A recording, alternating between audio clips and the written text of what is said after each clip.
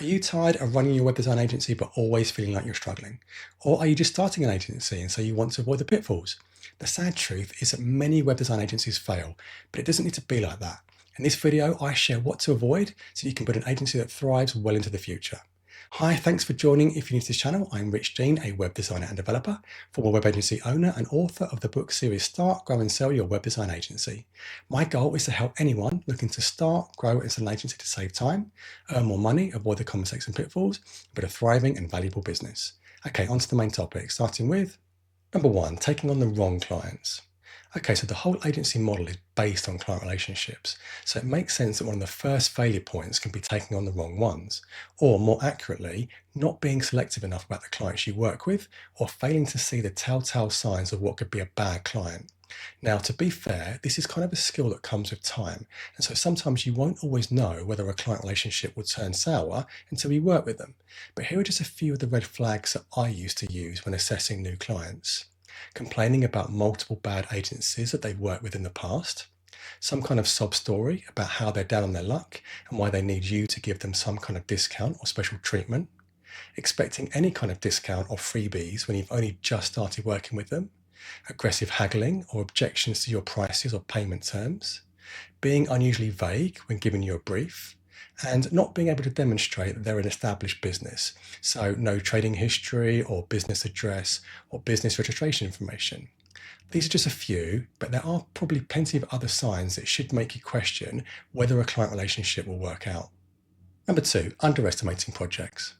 Okay, so this one is probably hands down the biggest single thing that pretty much all agencies struggle with, and it can be a killer. Now, by its nature, web design projects are not easy to scope up front. When we're quoting for a new project, what we're basically trying to do is estimate how long it will take to create something that doesn't yet exist.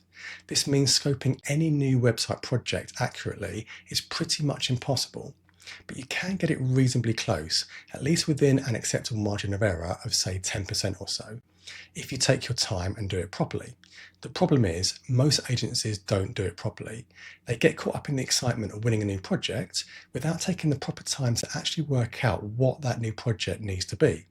It then comes back to bite them later when the project goes 200, 300, 400%, or sometimes even more over budget, and they end up losing money. The thing is, this can be avoided if you just do a few simple things.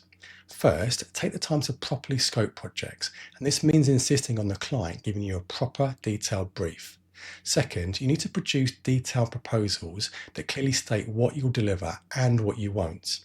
You also need to be clear to the client that if they don't tell you about something in the scoping phase, it won't be included in the project. Third, you need to manage the client all the way through the project, making it clear that anything they request that wasn't in your original proposal will be charged extra. Fourth, you need to manage your team as well. If they don't have a clear brief, or if you let them go off and do what they want without keeping them on track, then they will probably push the project over budget too. You'll need to be strict with your clients and your team, but if you can do all this, you should avoid or at least reduce those costly overruns. Number three, not properly pricing. Okay, so this one's kind of linked to the previous point, but you'd be surprised how many agencies don't actually know how much they need to charge. Again, this can be a killer. If an agency doesn't earn enough money, then eventually it will catch up with them and they'll go bankrupt. Put simply, when you sell websites, you're actually selling time and expertise for money. You need the expertise to create the websites, either yours or your team's, and you need however much time it takes to produce the websites. But your agency will also cost money to run, things like staff salaries, rent, equipment, software, and taxes. If you don't know how much it costs to run your agency on an hourly, daily, weekly, and monthly basis, and if you also don't know how much you need to charge over the same time periods to cover this, as well as making a profit, then there's a high chance you could be heading for financial difficulty. Okay, before we go any further though, please don't forget to like and subscribe. We're a fairly new channel, so it will really help us if we can get those all-important likes and subscribes up. It won't cost you a thing, and it won't take you a second. Okay, back to the main topic. Number four, poor communication. So this one is what I would think of as a surface issue for a much bigger issue that we'll look at in a moment. But I think if you ask clients what their biggest bugbear was when dealing with web agencies, it would probably be poor communication. What's especially frustrating about this one is that firstly, it's not always related to the actual quality of the work that you do. And secondly, it's so easy to overcome.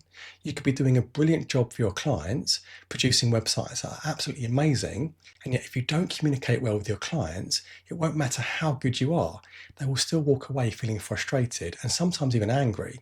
And if you're not sure what poor communication looks like, here are a few telltale signs: not responding quickly to client calls or emails, or just not responding at all, missing meetings, calls, or other key client commitments, missing deadlines or not delivering something when you said you would, or generally not being available or leaving the client feeling like they can't get hold of you.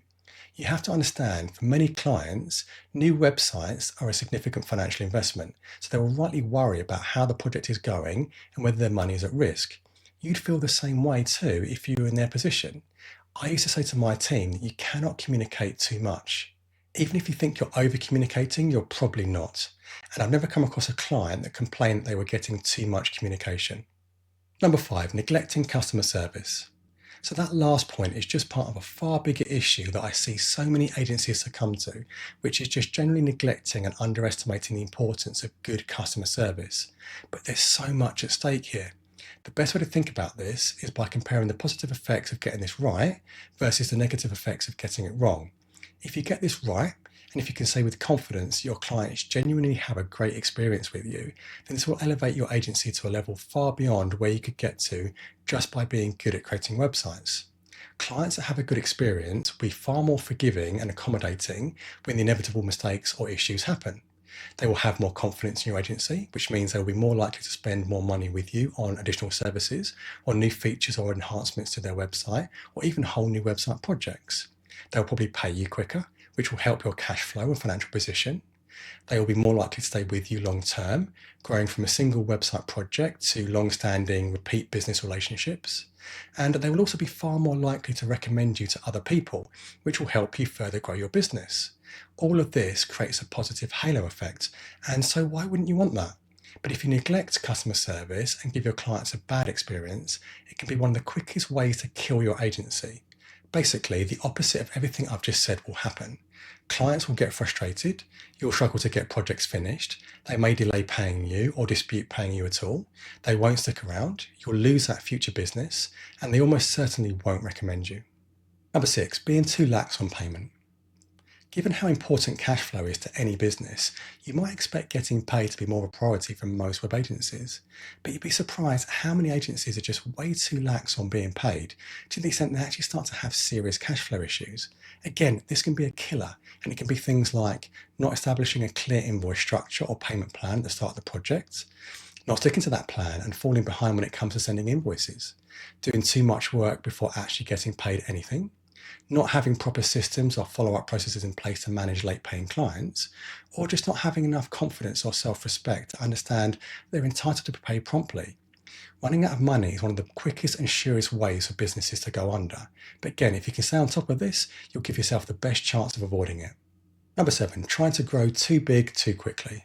I think we've all been there with this one, myself included, but when you start a business, and especially when you get through that first tentative period where you're finding your feet, it can be very easy to fall into the trap of chasing growth just for growth's sake. Your business starts to earn good money, and you get caught up in the excitement of winning new projects and clients.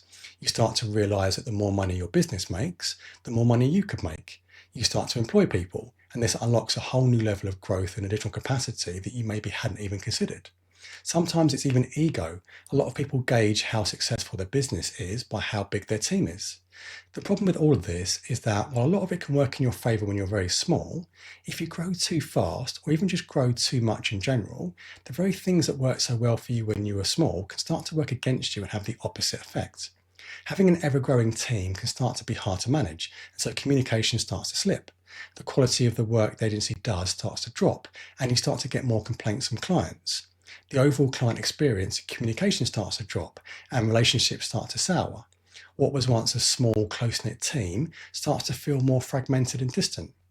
While the business may be making more money overall, profitability starts to drop. The agency becomes more bloated and less efficient, and you start to wonder why the agency's growth in people and projects hasn't translated into the same level of growth in how much money it makes. Unfortunately, this is a situation that isn't easy to resolve once you find yourself in the thick of it. It's far better to approach growth in a more considered way up front and to really take the time to think about what size agency you want to get to and how you'll get there in a way that doesn't risk your stability or longevity. Remember, bigger isn't always better. Sometimes it's okay to stay small. Number 8, bringing on the wrong employees. So we've kind of gone full circle now, but in the same way that in our first point we looked at how bringing in the wrong clients can be bad, the same is true when it comes to employing people, maybe even more so. Employing someone is a huge commitment, probably more than you may realize. A good employee can be one of the best investments you can make in your business. They can play a huge role in your success and growth, helping you do amazing work. They will represent your business, even helping you to win new projects and clients. They could stay with your business for years and have such a positive impact. But if you get it wrong, it could cost you in time, money, and stress. Poor performing employees can be a drain on your time and a potentially toxic influence on the rest of your team. They could damage your client relationships, demotivate other employees, and cost you dearly in terms of lost productivity, stress, and many other factors. So if you're going to employ people, be sure to take your time and only bring in people who you're sure will have a positive impact on your business. Okay, so those are just a few reasons why web design agencies fail. Hopefully you found this video useful. If you've enjoyed it, then please don't forget to like and subscribe. And if you'd like more tips and insights for how to grow your agency, check out my book series Start, Grow and Sell Your Web Design Agency, which you can buy from Amazon now, and I'll share a link in the description below. And if you'd like to watch even more informative content, why not check out this video here. Thanks again for watching, and I'll see you in the next one.